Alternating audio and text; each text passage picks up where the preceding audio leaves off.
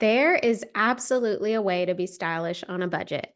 Raya in her 20s would have said, "You're wrong," but my past self didn't care about a budget when trying to be fashionable, and I should have. And while there is an art and a science to being fashionable on a budget, it is 100% possible.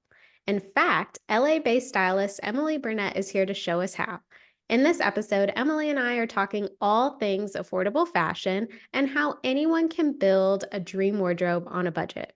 If you want to take your closet to the next level, like I do, you don't want to miss this conversation.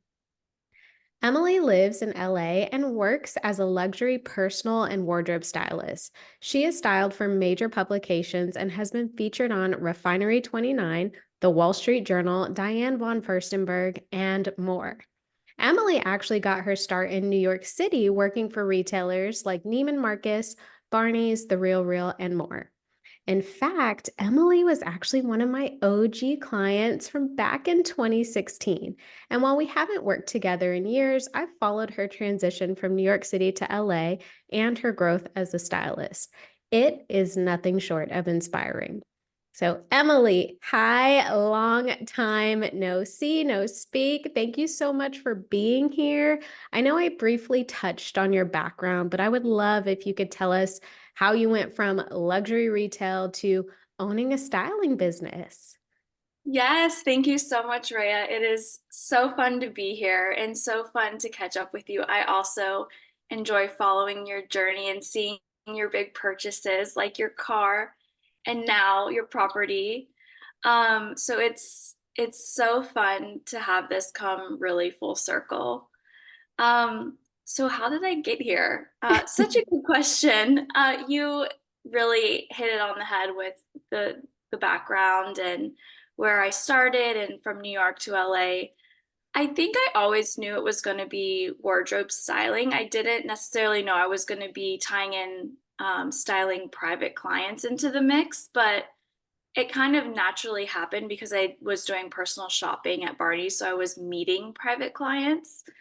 Um, but as soon as I moved out here, I was kind of really diversifying my portfolio in terms of who I was working with and realized also, side note, I was working a full-time job. So this was my side hustle. I feel like that a lot of people knew that I was always like styling on the side, but didn't know like I was actually running two full-time jobs pretty much. So Wow. that was kind of like my ticket to my exit plan. But ultimately, I knew I wanted to work for myself. I wanted that freedom. I wanted that independence. I only wanted to answer to the people that were hiring me to style them and to, rebrand their wardrobe and stuff like that. So I say all of that to say it happened naturally. I think because I've always been a little bit of an entrepreneur and been really business oriented. And I saw the opportunity and I took it. And it's been 3 years since I incorporated, and the rest is history. Well, kudos to you. Congratulations on your success. I would love if we could just chat a little bit more about what that transition looked like for you. So I know when you and I worked together a long time ago, you were working your full-time job, you were in New York City. How did you get everything planned and ready for you to move to LA? Was it like a quick decision? Did you, decide to take your time with it? And how did you prepare your financials for that move as well? Such a good question that is definitely not touched on enough for anyone making a huge career move or cross country move. This was my second major move because I grew up and went to school in Virginia. So I had already done the Virginia to New York move. Yes, it's the same coast, but drastically different, like culturally and distance wise. Um, so I already had that under my belt. Also, I'd say about like 6 to 8 years had passed. So I felt like I was equipped with a different skill set. I was further along in my career. I had pretty much already established that I was going to be a stylist. So those things were different. I think I always knew I wanted to live in Los Angeles. When I came out here when I was 18, I was like, wow, California is just so magical. Like the terrain is different. obviously the climate, the culture, the lifestyle, all of it is just so drastically different from the East Coast. I mean, it's a huge state.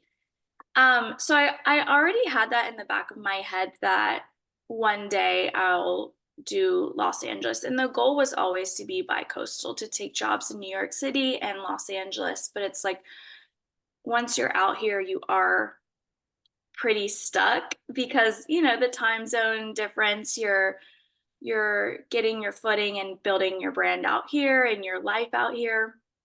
Um, But I received advice from a really good girlfriend of mine who's also a stylist. Her name's Rachel, and she had a similar story. She was Florida to New York, but she didn't have a safety net. She didn't have a full time job. She said, "I'm putting all my eggs in the basket, and I'm just gonna take a stab at being a stylist." And she saved up a large chunk of money, and she advised me to do that because that was something that I was really nervous about was to become self-employed. And I think a lot of people either never know when the right time is, which the answer is there's never. I mean, there are Right. some cues like you should save money, you should have a concrete plan, you should already have contacts, so on and so forth. Um, so I was planting seeds before I moved out here, and I was working full time for a company, and they had a Los Angeles team. So that was my way to get out here. I asked to be transferred to the Los Angeles team. And on the side, I was already talking to so many people out here and just putting my name out there and sending my resume out like crazy, cold emails, cold calling, Instagram DMs. And I'd say like a year and a half after I moved here, I felt like my styling business on the side was so busy and so um, fulfilling that I was kind of ready to say goodbye to my full time job. And I was also unable to manage the two of them by myself at the time, basically running a business and then running, somebody else's business. It was just too much. And so yeah, I kind of had this divine moment where I was like, okay, this is the time. I've done all that I can do. It's time to like just let go and have faith in myself and bet on me instead of betting on a company and working for someone else. And that's ultimately what led me to become self-employed. Oh my gosh, that's incredibly inspiring, and I love your faith in yourself, Emily, and how it only took you a year and a half. It took me 6.5 years to take City Girl Savings full time, doing both. And I think, for me, I had a lot of fears and insecurities and, well, what if this and what if Yeah. that? And, what if I don't make it? And I think that held me back a little bit. So it's so inspiring to hear that didn't let that hold you back and you're thriving now. Thank you. And there's no timeline. Everyone moves at such a different pace. And, in this day and age, you see a lot of things and you think someone's life is XYZ and you just don't compare. And, that's why I appreciate conversations like this that can be so authentic and talk about like it is it was actually really hard to be brave enough to do that. But ultimately I realized like nothing's gonna change. So I need to Right. do it now or never, really. It's such a good way to think about it because time is just going to keep passing. Yep. More than likely, our responsibilities are just going to keep growing. So, why put off something that you've always wanted? Exactly. Yeah. Well, I'd love to kind of steer the conversation in a direction about affordable fashion. I mean, obviously, you've worked in high-end fashion, but not everyone has the means or the budget to go to designer all the time. What are your thoughts on affordable fashion? Do you think anyone can look great for a reasonable price? And when it comes to building a wardrobe on a budget, what are some of the first steps a person can take? Great question. Absolutely. I mean, that's the difference between like fashion and style. Styling is able to put together looks on any budget, and that's kind of like what I try and teach my clients is it doesn't have to be luxury high-end fashion. I have a couple clients who like me to send them Amazon links or, fast fashion brands. It's absolutely achievable. And I think the first part is kind of figuring out like what your style is, defining your sense of style. How do you want to feel? What woman are you dressing to be? Are you dressing because you're postpartum? Are you dressing because you're looking for a raise at a job? Are you totally transitioning into a whole different industry? Are you doing a cross country move? I think when you think about it on a broad spectrum as far as who do you want to show up as and how do you want to feel? I feel like that kind of opens the door and shines a light on where you should focus with your wardrobe now, whether that's just a day to day wardrobe, meaning like casual stuff when you're not working and weekend wear, or is that like total boss bitch, like power suits, heels, um, or something of that nature that reflects your profession. Um, so I think getting clear on how you want to feel, who do you want to appear to be through your wardrobe, and then you know the last part is just trial and error. You have to go try on clothes and find retailers that match your budget that um, have some sort of quality that you get return on your clothing, that you're not shopping or replacing those items so frequently. I think all of that goes into play initially. Yeah, I think that's great advice. And, pulling the thread through a little bit more there. So, after someone has kind of decided how they want to show up, where they're at in their life and how they want their fashion to reflect that, when they go to look at their closet, are there things that they should be mindful of? I mean, I I don't know if purging the entire closet is, financially sound, Yeah.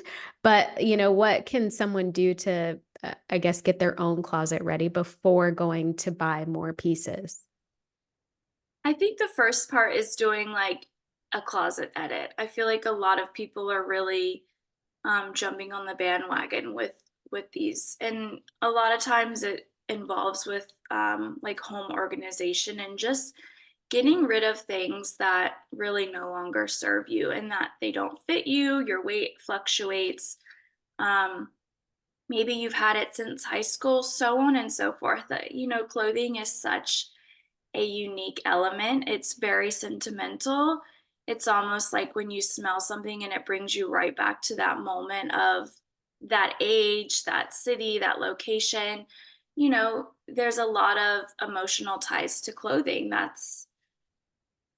They conceal us and they make us feel certain ways. So, my advice would be if you are not looking to hire a stylist, have a girlfriend, have your partner, have somebody come over and help you and do like a full try on session, see what's working and what's not, and have feedback from, a friend, and really just be honest with yourself about, are you really going to be wearing these skinny jeans from 8 years ago? Or is it possible that you would be open to trying a new pair of jeans? I think just starting there, there's a lot less pressure on that than when you hire a professional.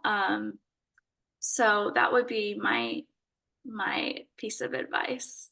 You are talking to me. I have like been putting off tackling my closet because I don't want to have those conversations with myself. Like I know there are tops and dresses from like my college days that I could not fit in even Yeah. if I tried, that are still in my closet, and I know I have to get rid of them. I'm just not ready to do it, but you're speaking to me and this is giving me some motivation to get it done.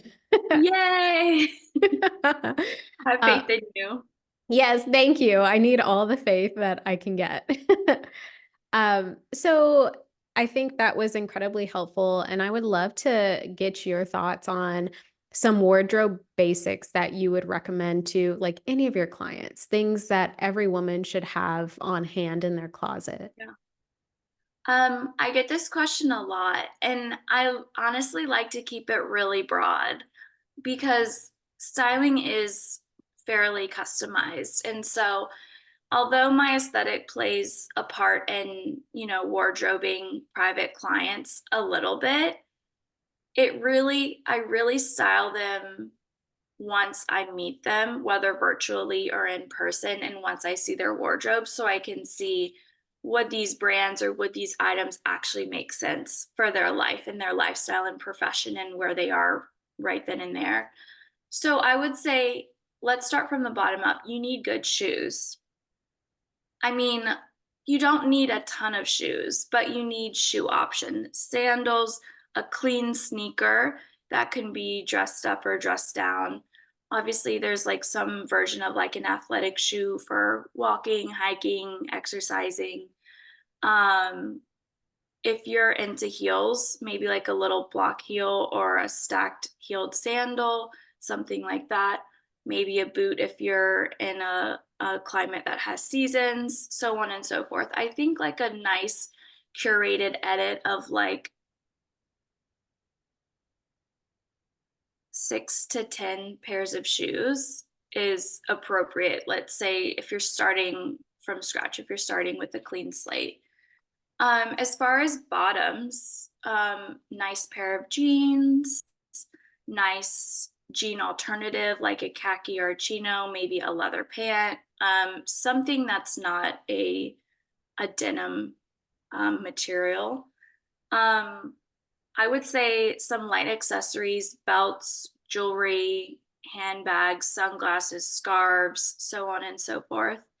And then tops, I think some elevated t-shirts are very nice, just like maybe a nice basic white or black shirt with some sort of embellishment or like tie or knot or detail. Blouses, then you need obviously tank tops, maybe some underpinnings. You need a good bra, good underwear if we're talking about just for women.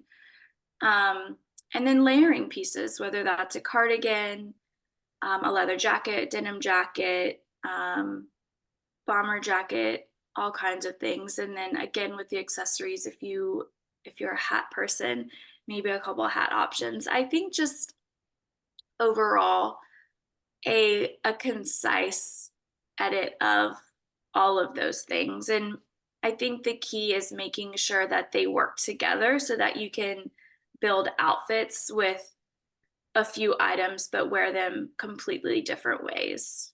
I think that's incredibly helpful. And I think you gave a large enough list that, myself and listeners can actually like work to piece it together over time. And now, we kind of have our standards from the bottom up. So very helpful. Thank you. Happy to help. Yeah. So, when I first started City Girl Savings, showcasing budget friendly fashion was definitely high on my priority list. And I found retailers like The Outnet, Saks Off Fifth, and Nordstrom Rack provided designer and like high quality fashion for a great price. Do you have any thoughts on these retailers? Are there any others you can think of? And would you agree that these retailers that I listed are a great way to find designer fashion at a discount? Yeah, absolutely. Even places like TJ Maxx, Nordstrom Rack, all of the major retailers that have some smaller discount offshoot, if you will. I think those are great. And a lot of times you're going to find really, really great deals, and the quality is still there. It's just, it might be last season, it might be an older silhouette. So I think that's a great place if you're looking to mix in a little bit of contemporary priced items with maybe more of a fast fashion closet, maybe more of maybe you consign your stuff, or maybe you buy your clothing secondhand or from thrift shops. I think those are really great resources. Also, a lot of my clients have been really big on renting lately.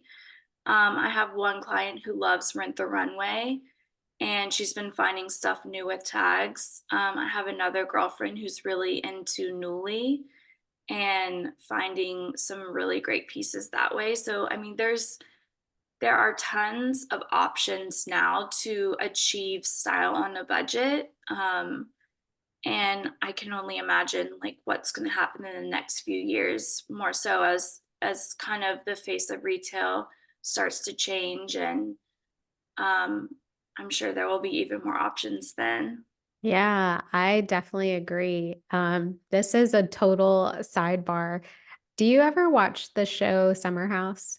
I don't. Okay, it's a Bravo show. There is Yeah. a cast member on there, and she created a fashion app called Dawn. Oh And yes. she's, have you heard of it? Yeah. Okay.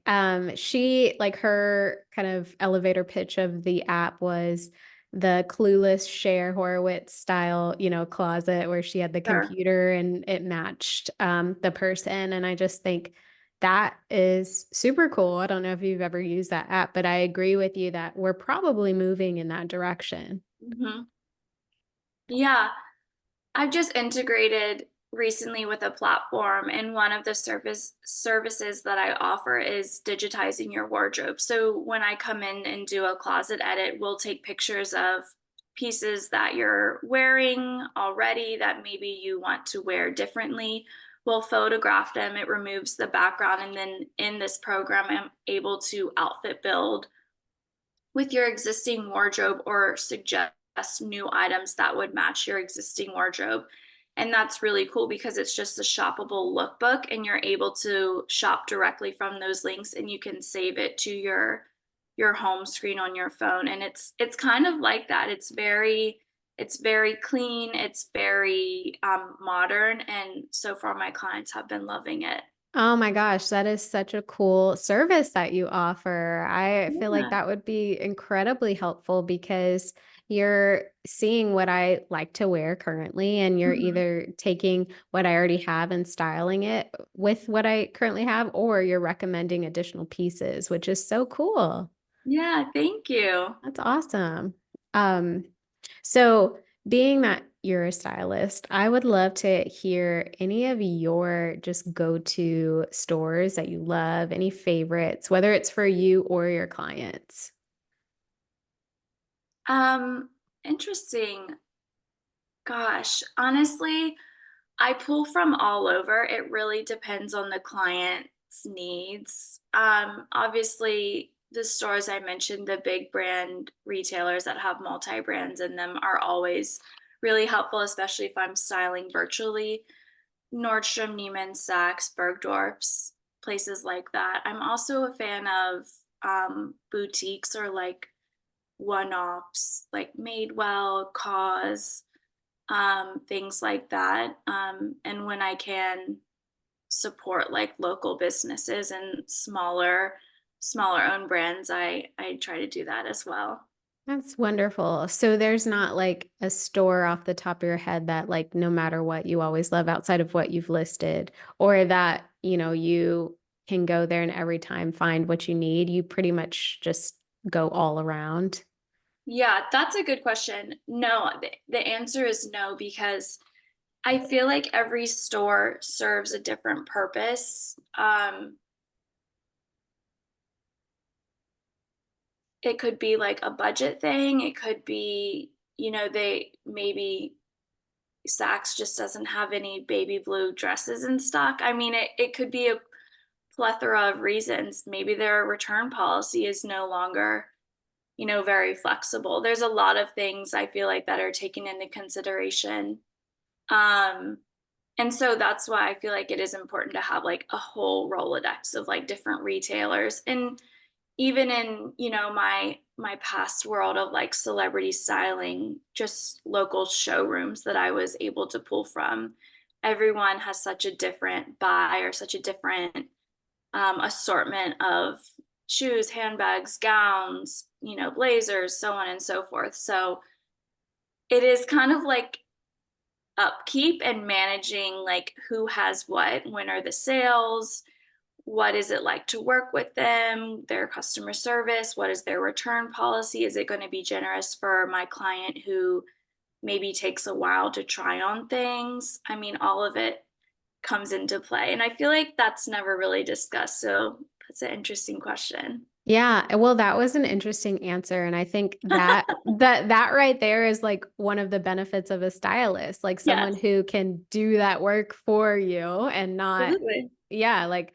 that's something that I personally wouldn't have any time to keep up with, Yeah. so, that's where stylists would definitely come in handy, but I also like that you don't limit yourself to just one store. I feel Yeah. like, sometimes, like, I have go-to stores like Nordstrom or Express, and I'm Mhm. just like, "Okay, I'm just gonna go there, get what I need, and be out," but there's so many other options, and you can find so many different things just by kind of expanding your reach, so I definitely resonate with that. Good. I'm glad. I'm glad to hear that. So about a month ago, I recorded an episode for the podcast sharing some of like the higher fashion staples that I wanted to budget and save for. And in that list included a trench coat, knee-high boots, and a little black dress. In your opinion, are there some pieces that should be planned out and saved for ahead of time? So basically pieces that will likely cost more money, but will likely be worth it. Yeah. Such a good question. Absolutely. And of course, we touch on that here on this podcast because, hello, let's be smart about our fashion buys. Absolutely. I mean, it could be a pair of shoes, it could be a designer handbag, maybe it's just a nice pair of jeans that's $200. Having a plan to buy it, I feel like is important if you don't have the financial means to buy it outright initially. There's also so many different payment plans online now, like Klarna and services like that that allow you to receive now and like pay later. Um, so absolutely, whether that's like a couple dollars here and there, eventually adding up. Absolutely, I think you should do that. If I think you have to be honest with yourself. A, do you really need it? B, um, how often are you going to wear it or use it? And C, um, you know, figuring out how you can budget for it appropriately that makes sense for you in your life. I think B is such a good point, right? Like if I am saving for, diamond earrings that, I have no intention of wearing, I just want to have, is that really financially responsible? I don't know. Yeah. Yeah, you have to be honest with yourself. And if you don't necessarily need them, you just want them, maybe that's a deeper conversation you have with yourself about like what is it? What does it mean to you to own them? Like what does it mean to you to want and own a Chanel bag? I think when you're open and honest with yourself that way, maybe you'll come to realize that you don't necessarily need that. Maybe there's another area of your life that needs some tending to, and this is kind of coming out in the retail therapy person. Totally. Um, Totally. yeah, And I think maybe even to the flip side to that, right? Like maybe to your point, yeah, you're buying things to make yourself feel better because there's yeah, some insecurities there. But, or, on the flip side of that, after you kind of do a deep dive into your own feelings, you realize like this is something that you want to work hard for and it will be like a symbol of your yeah, hard work. And in those cases, it's perfectly okay to plan and save. I think that's the biggest thing here is getting to the root of like why you want it. And if you decide it's something that you truly do want, whether you need it or not, and you put a plan in place to get it, that's the way to go. yeah, absolutely. Yeah. So, one thing I love about your philosophy is that you meet people where they're at in their style journey. What advice would you give someone who is just unsure about what their style is and they're trying to nail it down? My my first line is to evaluate what's already in your closet. Again, if you're doing this solo dolo with just yourself or with a friend, go in and see what patterns are already happening within your closet. Do you have a lot of dresses but not enough separates? Are you leaning more towards stripes? Do you have animal print? Seeing if you can analyze what you already have in your closet, and maybe that's like boho chic or something of that nature. And then I think honestly, Pinterest is such a great tool to get inspiration from. Even social media platforms like TikTok, there's a lot of stylists on TikTok that have such cool content, and even influencers or other users on the platform that are not in fashion but showcase their sense of style.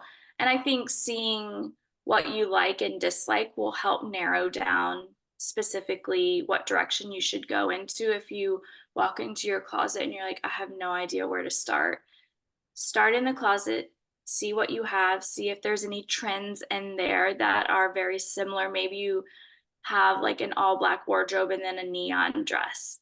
That's telling. Maybe you like more of a neutral wardrobe, or maybe you live in New York City and you're moving.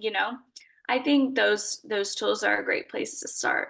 That's super helpful, and I never thought of it that way, and I'm, like, looking in my closet mentally, like, "What's my style?" But that's a good piece of advice, like, go into your closet and just try to identify patterns or trends with what you currently have, and that'll give you a starting point.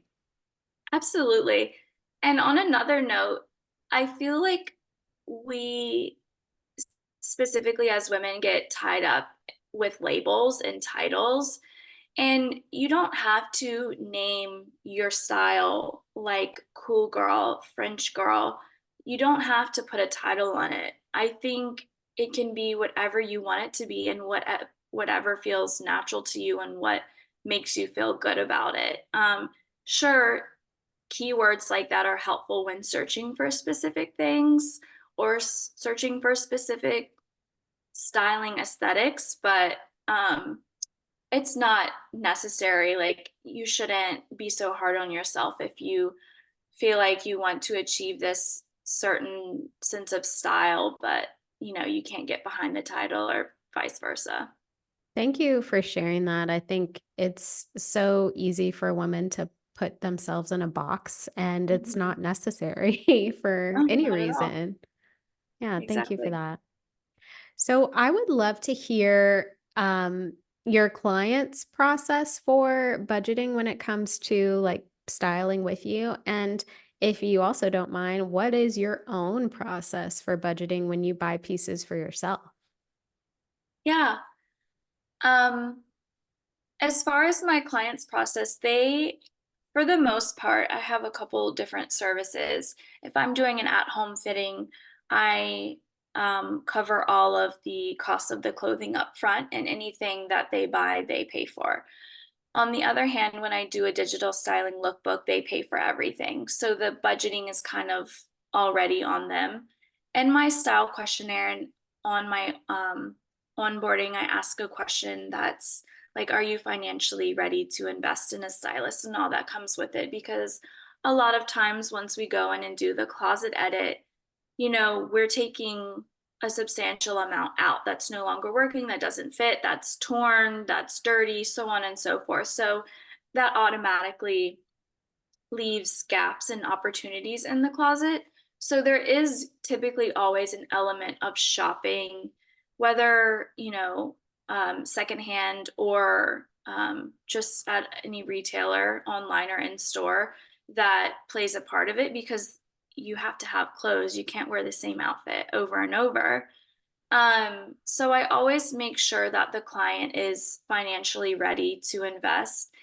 And, there are so many stylists out there that there is a broad spectrum as far as what stylists will charge. And so there really is somebody for everyone out there, even just from an aesthetic standpoint, or, a target marketing standpoint. So I usually focus on that first and make sure that we're on the same page because it's an investment. And Mhm. then as far as how do I invest, I'll usually do it periodically. A couple times a year, I might do a big shop for some work clothing. I feel like I very rarely buy casual clothes. It's just not something that I invest in. I invested a lot in like workout clothes last year, so I feel like that'll last me for a year. Um, I did recently do like a shoe edit and I think I brought in maybe two new pairs of shoes, two sneakers, fashion sneakers so they can be worn at work if I'm doing like a long shoot day. So I feel like it makes sense, but I typically will budget for a couple months leading up to the purchase of like something over $500 or multiple items at a boutique. There's a boutique in Larchmont, and every time I go there, I find something, of course. So I usually don't allow myself to go in there unless I have money readily available to invest in the clothing. So that's kind of how I do it. Smart girl. I'm the same way. Like, if I am not in a position to go ahead and overspend, I'm not even going to a place that's gonna trigger me to do that. That's so good. And I heard this recently through this girl that I follow, and I didn't realize that I was doing it myself. For the past few months, I've been only doing online ordering and in-store pickup at Target. And this is wardrobe aside, this has saved me so much money because, as we all know, Target is magnetic. We walk in the store, our fingers are attracting all the little things that we do not need that we think we need: food, bikinis, clothing, makeup, candles, mugs. We don't need that stuff. So I literally am only shopping for specifically what I want. I'm paying for it and I'm doing the pickup and I'm leaving. I can't tell you the last time I shopped in a Target store. Yeah. I mean, that I had a grocery budget coach on the podcast over a year ago, Cool. and she recommended that for your groceries. Like, place your order online, go drive up, sit in the parking spot, let them bring it out to you so you're not constantly putting things in your cart, and it Yeah. applies across the board. Yeah. Absolutely. Yeah. Yeah, that's a great thing for people to be mindful of. Mhm. So let's say someone is ready for a closet makeover, and that someone might be me soon. Where should they start? Like, are there any rules of thumb for keeping or getting rid of pieces, like quick and easy things that people can keep in mind? Yeah, absolutely. I think typically how I do it when I walk into a closet edit is, I brief the client about what we're about to do. I ask them, what is your desired outcome for this session today? What do you want to walk away with, physically, tangibly? How do you want to feel? Um, and to the point that I was making earlier about clothes being so sentimental, I mean, a lot of that stuff has to be divided up. Are we tossing it? Are we keeping it? Are we reworking it to make it into new outfits that you haven't worn before? Are we consigning it and making a little extra cash? Um, I feel like all of those are the typical categories that we work with. Um, and I think coming with an open mind is really crucial when walking into a closet edit, and knowing that you kind of have to get through the hard part of letting go of some things in order to get the dream wardrobe that you really want. And it's all part of a process. It's all a journey. I call it a style journey. It's You start here, we work together. I'm your accountability partner throughout the whole process. And then I leave you with a wonderful wardrobe. And some clients do that a couple times a year, some do it annually. It really just depends. Have you seen clients have, pieces from years and years ago and like They Yeah. just yeah. Yeah. I'm sure, I'm not surprised. And my um answer to that is, are you going to wear this? The answer is usually no. Can we rework it into another outfit? The answer is usually no. So the solution is, let's, if it's, you know, worthy of, maybe getting some extra cash, can we consign it? If not, let's donate it to a local organization or a Goodwill, wherever you donate things.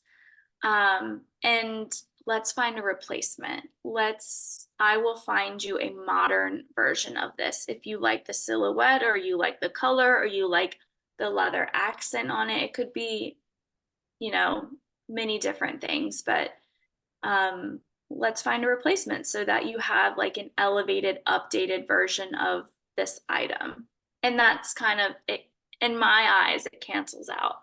It does, like, that's the perfect compromise, right? Like, if you love this piece so much that you're never gonna wear again, but there's something about it that you can't get rid of, your stylist will find a replacement. That's really cool. Yeah, thank you.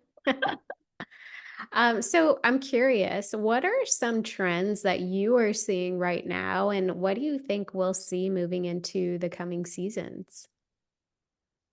I don't really focus on trends, honestly. And I think that goes into the whole aspect of styling versus fashion. Like, anyone can shop on Rodeo Drive or shop in a luxury mall and have an awful outfit. Just because it's luxury doesn't mean there's an element of style there. So as much as I love to see the trends, I mean, they come and go. So it's also like, are you going to buy a lot of fast fashion and then have the trend be over in a couple months? I know, like, capris was really big a while ago. Like, the knee capris, like the Bermuda shorts, but they were tight. And I was like, absolutely not. Like, also, I have muscular legs, so it just doesn't work for my thighs. For someone who has very skinny thighs, very cute with like a little ballet flat. Am I suggesting that to clients? No, because I personally don't like it.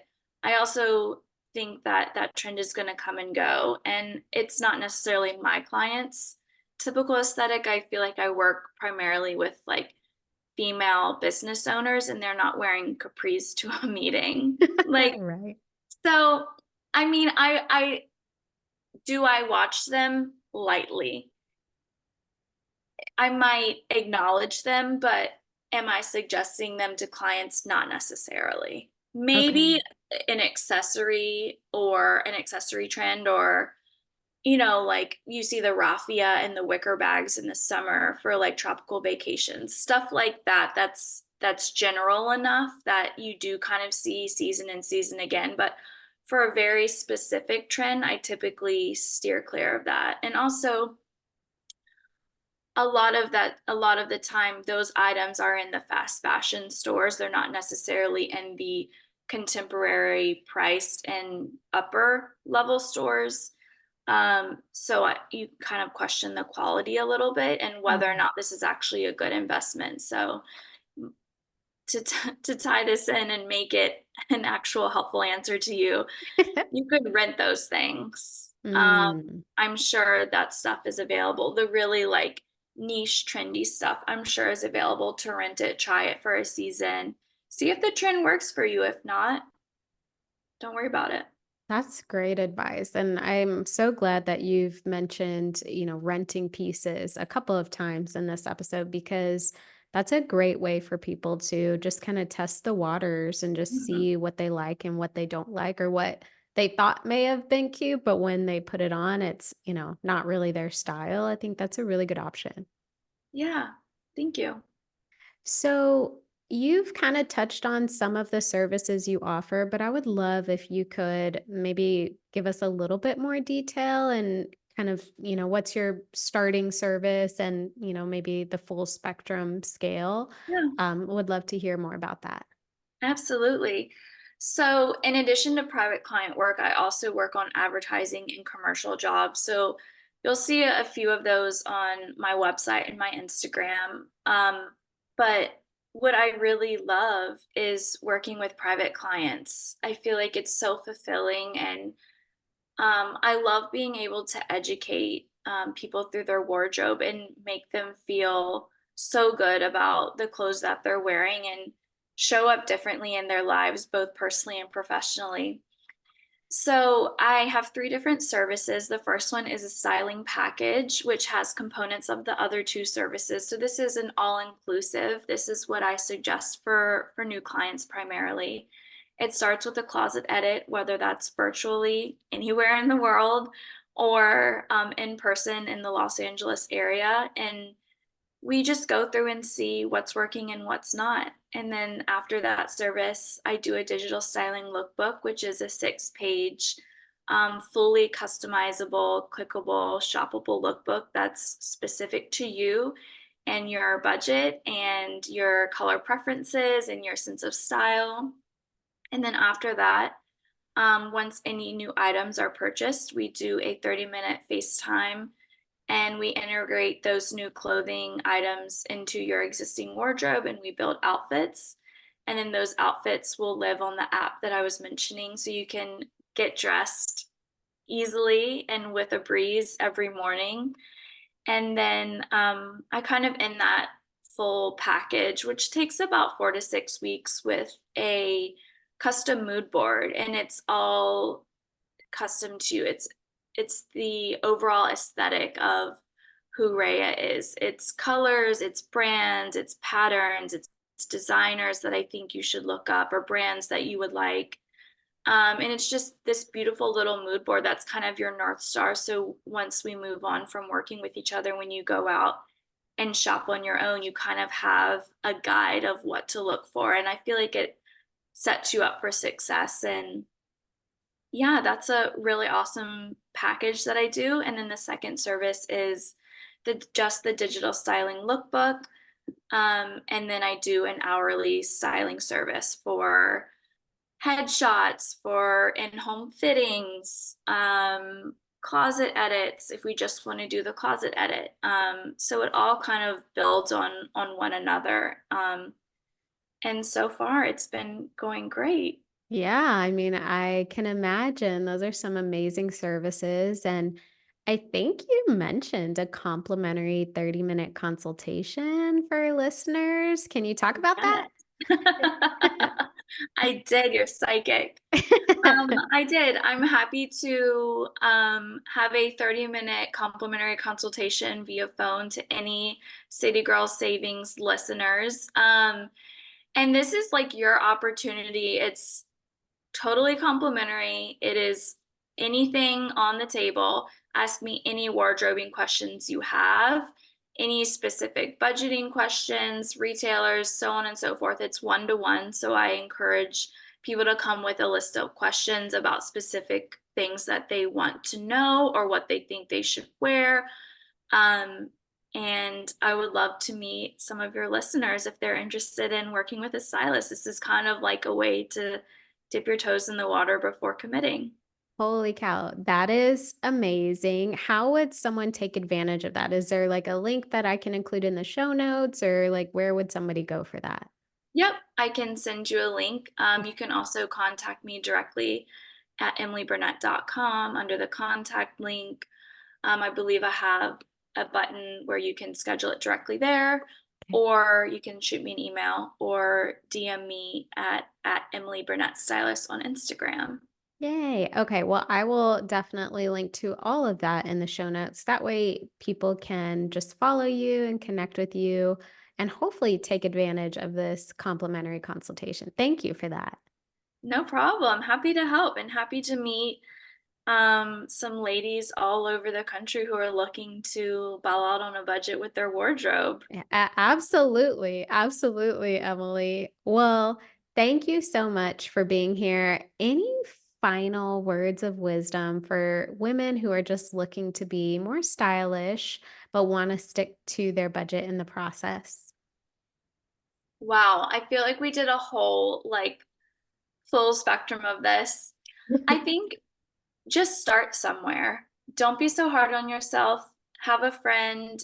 If that's not helping, have a phone call, an introductory or discovery call with a stylist. That's always helpful. Maybe it'll get the ball rolling. And just go with what feels good. That's my advice. Well, that is wonderful advice. Thank you so much for being here and sharing your wisdom with us. And I will make sure to link to everything in the show notes so people can connect with you. Okay, great. Thank you for having me, Raya.